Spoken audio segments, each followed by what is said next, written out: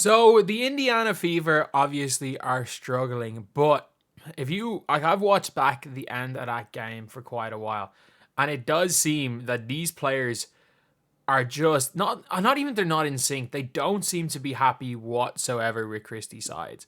And what you can't be happy with Christie Sides after some of the things that she has said. She will continue to throw players under the bus. And I know she's a Lynn Dunn hire, but if Lynn Dunn does not if you're the owner and she is still coaching, coming into next season, you fire her. Because what self-respecting free agent will go and play for Christie Sides? Let's be real. Who would? But before we get on to it, if you guys are new to the channel, subscribe. We are trying to hit 11.7k by the end of the day. We are right now at 11.64. We're 60 off, so if we could hit that would be insane. So, obviously, we saw this. We've seen this. We've seen Saxton rolling her eyes. We've seen this guy looking like he'd seen a ghost. This man here looking like he'd seen a ghost. We saw, in fairness, people are like, Melissa Smith, I think she was just looking up the scoreboard, I'm not going to lie. But we can't see the face of Boston. We can see Caitlin Clark going, what's going on? And even Katie Lou looking in shock. And what was that play? It was the Caitlin inbound play. And do you want to know what they had ran the two previous plays? They ran a freaking three-point shooting play. The one where Aaliyah Boston hit the three was a play for Christy Wallace. It was a play for Christy Wallace. I'm sorry, Christy Wallace.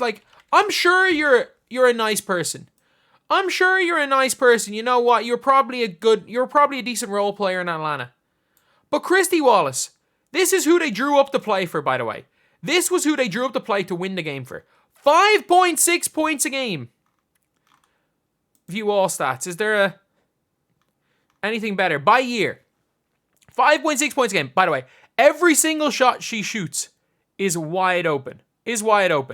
She's shooting 28% from three, wide open. You ran a three-point shooting play for statistically your worst three-point shooter to end a game. And it's not like it's your worst three-point shooter because they might be a volume shooter like a Caitlin Clark who can get hot. This is Christy Wallace. I'm sorry. I get it. She shot 43.5% from three last year. Cool.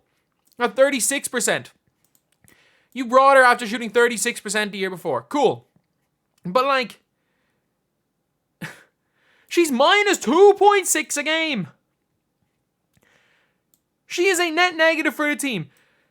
You were starting her. And not only starting her, you ran the last play for her in a must-win game. Look, I'm on the side of the more games the Indiana Fever lose, the better. And them not making the playoffs is good for their team.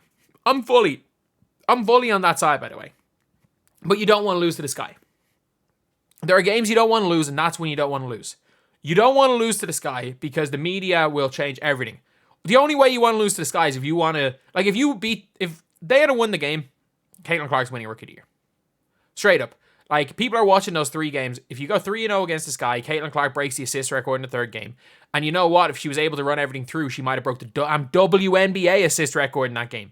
There's a hypothetical where Caitlin Clark breaks the WNBA assist record if you don't take the ball out of her hands.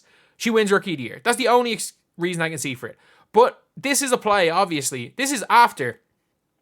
And the worst part about it is that, they ran the play for Aaliyah Boston the play before. Aaliyah Boston threw the ball off the side of the backboard. Aaliyah Boston did not want to shoot that game winner. You would tell. If somebody's going to miss a game winner, a wide open long two off the board, they don't want to shoot the shot. They're just going to say, yeah, cool, yeah. Because you can see Caitlin Clark, because again, if you're going for a Caitlin Clark three-point shot, you're going to have her coming off left.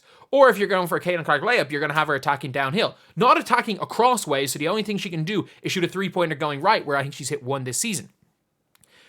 Because you ran that play so Caitlin Clark could get the two players and throw the scoop pass to Aaliyah Boston for the shot. So you gave... Aaliyah Boston's already missed the open layup against the Connecticut Sun. She's already missed that layup you drew up to play for her. You drew up a play for Christy Wallace, the possession before. And then, with a half a second to go, you drew up a play with Caitlin Clark inbounding the ball. And you can just see from her teammates as well. You can see by this whole talk, all of these talk, they're all just like, what is going on? You're going from playing at the Temi Fagbenle, playing at the international level, playing for a good London Lions team. I want to see who Temi Fagbenle has played for, because I know she hasn't played much in WNBA. I know she was with Lions last year. I'm not sure where she had been, because I do know when she was 20 years old, she was playing at the Olympics. So Temi has played. In college, she played at Harvard and USC. She played for the Lynx for a couple of years, so she would have played with Maya Moore. And then, again, I don't know who were coaching any of these teams. And then obviously she went back to play with the Fever this year for the first time in a while. So she went from the Lynx, who are... So who did the Minnesota Lynx have? Again, they were 27-7 in her first year. They still had Maya Moore. So they were one of the best teams. So she played one of the best teams in the WNBA for a couple of years. Katie Lou has played for UConn. She played for Gino. She was one of the best three-point shooters in UConn history. Caitlin Clark played for Lisa Bluter, who maybe not as great a coach as Gino or Dawn Staley, but a coach who was very, very good as far as just making sure they played in the same team, making sure she built around Caitlin's strengths, and made sure they played to the best of their ability. You've got Liz Smith, who played for Baylor, and then you've got Aaliyah Boston, who played for Dawn Staley. And now they have to listen to their coach saying, you know what, I used to coach Erica Wheeler in Atlanta, and you know, Christy Wallace was a decent bench player for me in Atlanta. We're running through them guys. We're running through them. And look, everything off the floor makes it seem like, again, you've heard nothing about Christy Wallace, so positive or negative, she just seems to get on with it. Even on the floor, she doesn't get in anyone's way. She's probably just not going to say no to the play being ran for her. And then off the floor, everything with Erica Wheeler as far as leadership seems to be great. It honestly seems to be great. But it's not their fault. Like Erica Wheeler, if you gave Caitlin Clark 8 minutes of rest a game instead of playing her 40, and you played Erica Wheeler for those 8 minutes and maybe 3 or 4 minutes together in the game, if you're 12 minutes where when Caitlin Clark's on the bench, you're getting Caitlin a rest and you're giving her the ability to not have to play 40 minutes. That's one thing. But playing them together for 14 minutes when they play terribly together, that's on you, Christie Sides. And you're even seeing it from some interviews where it's like, Caitlin Clark's having to go out being like, oh, I trust all my teammates. No, she doesn't. No, she doesn't. Like, she's there throwing her arms up when Christy Wallace shoots a contested three, even though sometimes it might go in. Like, she doesn't trust her teammates. If you've heard back in Iowa, she had the Kobe or MJ attitude of, I work harder than my teammates.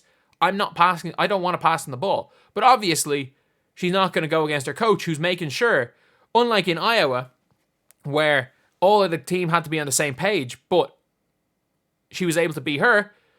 You've tried to turn her into Vandersloot, and she's exceeded everyone's expectations as a pass-first point guard to becoming maybe one of the best pass-first point guards in the WNBA. The best right now, because Chelsea Gray's been out injured. And not only that, as far as Katie Lou is concerned, Katie Lou did a good job. She'd be pissed. She did a good job on Angel Reese. You're going to run a play. You're going to keep Melissa Smith on Angel Reese, who have been killed. And then also, if you guys don't know, they ran the ego play for Melissa Smith. Aaliyah Boston. Like, these are players, some of the winningest players in college basketball. Temi Fagbenle has come off a Euro Cup win. Caitlin Clark has come off the back of 2 straight championship games. And Aaliyah Boston played for Dawn Staley in USC and South Carolina. And they won a championship. Or they didn't. They won a championship, and then they lost to Caitlin Clark in the Final Four. So these are players that have come from some of the winning... These are winners. She is a perennial loser. Do you know that the Fever have not beat a team over 500 in 2 seasons? Christie Sides has never beaten a team with a above 500 record. Is this a joke? How is she still in a job? And you can tell by just the players' body language. And it's not even towards each other. You can tell this team likes each other. You can tell they like each other, but half the time with timeouts, half the time when Christie Sides says anything to them, you can tell all these players' body language when Christie Sides says anything is awful. And everyone blaming Caitlin Clark's body language. It's the exact same with everybody, except for you-know-who. Her two favorites in Erica Wheeler and Christy Wallace. They can do whatever the hell she wants. And you know what? They're probably the 2 players that don't undermine the coach, or not even, she feels aren't undermining her, so she's going to play them. It is what it is. When that's the video, thank you guys for watching. Please like, comment, and subscribe.